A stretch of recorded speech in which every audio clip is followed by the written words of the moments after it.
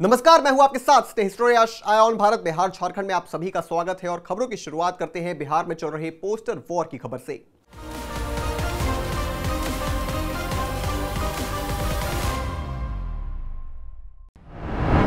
बिहार में चुनाव से पहले पोस्टर वॉर का दौर जारी हो गया है। बीजेपी ने सोशल मीडिया पर एक पोस्टर जारी कर तेजस्वी यादव को घेरने की कोशिश की है। पोस्टर में लिखा है कि तेजस्वी यादव के 3 विधायक वांटेड हैं और पुलिस को उनकी तलाश है।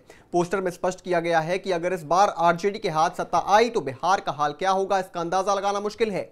बीजेपी ने बिहार की जनता से सवाल करते हुए कहा है कि भ्रष्टाचारियों को सत्ता में लाना है या बिहार को सुरक्षित बनाना है।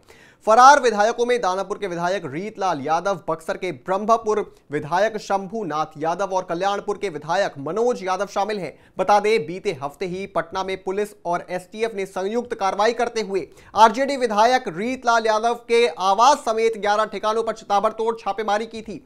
पुलिस के इस एक्शन के बाद से रीतलाल यादव फरार बताए जा रहे हैं। जानकारी के अनुसार पटना पुलिस और एसटीएफ रंगदारी और हत्या की धमकी मामले में रीतलाल यादव पर कार्रवाई कर रही है। कांग्रेस अध्यक्ष मल्लिकार्जुन खड़गे के आवास पर बिहार के नेता प्रतिपक्ष तेजस्वी यादव, कांग्रेस के वरिष्ठ नेता राहुल गांधी और अन्य शीर्ष नेताओं के साथ अहम बैठक हुई। इस बैठक में सीट बंटवारे और चुनावी रणनीति को लेकर चर्चा की गई।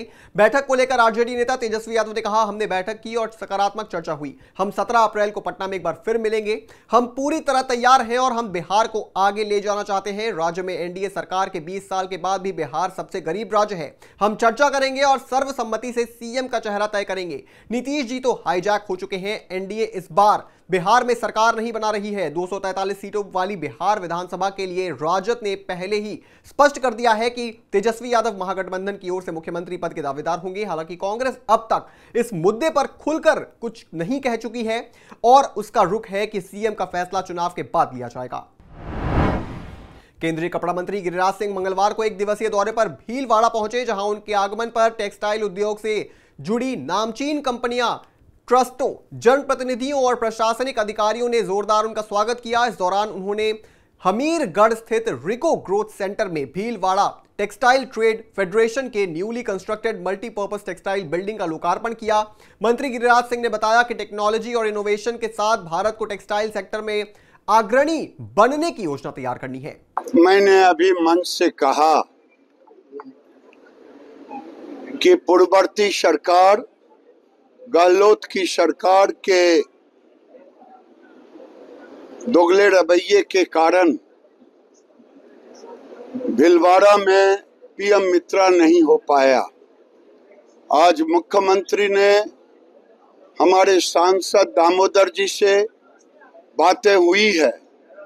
अभी मुझे 7 भीलवाड़ा सहित जो मिला था पार्क, लेकिन यहाँ नहीं लेने के बाद भिन्न भिन्न राज्यों में, जिससे इस साल के अंत तक उसको जमीन पर उतारने के बाद जरूर हम आशान्वित हैं।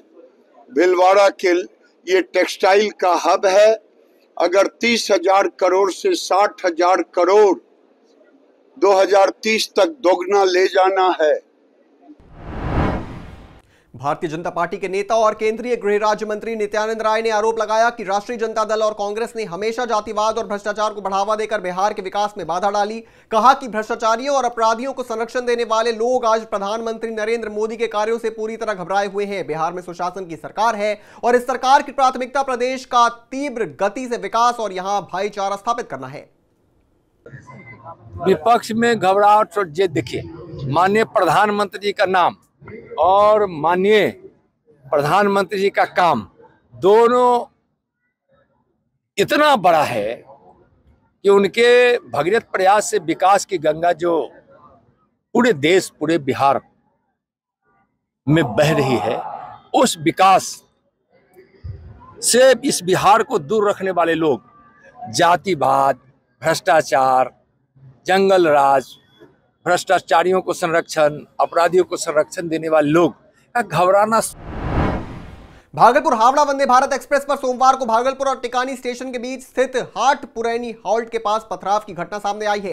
पथराव के बाद कोच नंबर C2 के खिड़की का शीशा टूटा हुआ पाया गया। घटना के दौरान किसी के घायल होने की बात सामने नहीं आई है। अपराधियों की पहचान के लिए वंदे भारत एक्सप्रेस के CCTV फुटेज की जांच की जा रही है। अपराधियों की पहचान सुनिश्चित करने के बाद कानून के मुताबिक उन पर कार्रवाई की जाएगी। पिछले साल अक्टूबर में उत्तर प्रदेश के कानपुर में वंदे भारत ट्रेन पर पथराव की एक घटना सामने आई थी। घटना तब हुई थी जब वाराणसी दिल्ली वंदे भारत एक्सप्रेस कानपुर स्टेशन पर पहुंची। कानपुर के पनकी स्टेशन के पास कुछ लोगों ने ट्रेन पर पथराव कर दिया था।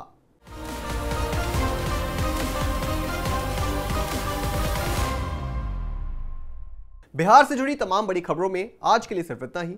और भी तमाम बड़ी खबरों से जुड़े रहने के लिए आप देखते रहें आयोन भारत बिहार झारखंड।